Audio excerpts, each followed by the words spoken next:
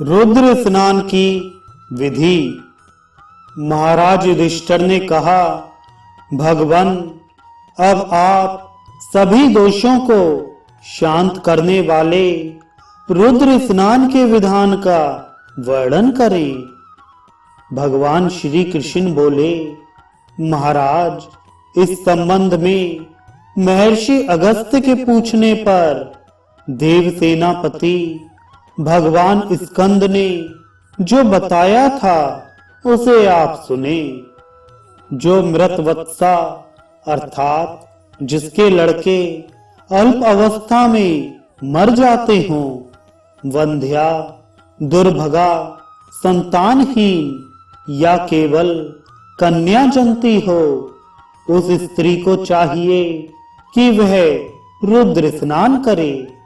अष्टमी, चतुर्दशी अथवा रविवार के दिन नदी के तट पर या महानदियों के संगम में, शिवालय में, गोष्ठ में अथवा अपने घर में सुयोग्य ब्राह्मण द्वारा स्नान विधि का परिज्ञान कर स्नान करे। वह गोबर द्वारा उपलिप्त स्थान में एक उत्तम मंडप बनाकर उसके मध्य में अष्टदल कमल बनाए। उसके मध्य में कर्णिका के ऊपर भगवान महादेव की, उनके वाम तथा दक्षिण भाग में क्रमशः पार्वती एवं विनायक की और कमल के अष्टदलों में इंद्रादि दिक्पालों की स्थापना करे। तदनंतर गंधादि उपचारों से उनकी पूजा करे। मंडप के चारों कोणों में कलश स्थापित करे।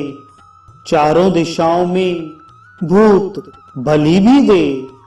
मंडप के अग्नि कोण में कुंड बनाकर नमक, सरसप, घी और मधु से मानस्तों के तनय इत्यादि वैदिक मंत्र से हवन करे। आचार्य, ब्रह्मा एवं ऋतुजों के साथ जापक का भी वरण करे। एकादश रुद्र पाठ भी कराए।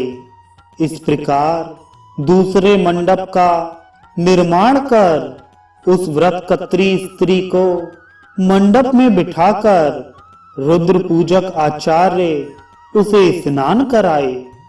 अर्घ पत्र के दोने में जल लेकर रुद्रोकादशिनी का पाठ कर उस अभिमंत्रित जल से स्त्री का अभिषेक करे। अनंतर सप्तमृतिका मिश्रित जल, रुद्र कलश के जल एवं इंद्रादि दिक्पालों के पूजित कलशों के अभिमंत्रित जल से उसे स्नान कराए। इस प्रकार रुद्र स्नान विधि पूर्ण हो जाने पर स्वर्णमयी धेनु, प्रत्यक्ष धेनु तथा अन्य सामग्री आचार्य को दान करे और ब्राह्मणों को भोजन कराकर वस्त्र दक्षिणा देकर क्षमा याचना करे। जो स्त्री इस विधि से स्नान करती है वह सौभाग्य सुख प्राप्त करती है और पुत्रवती होती है। उसके शरीर में रहने वाले सभी दोष ब्राह्मणों की आज्ञा से रुद्र स्नान करने से दूर हो जाते हैं।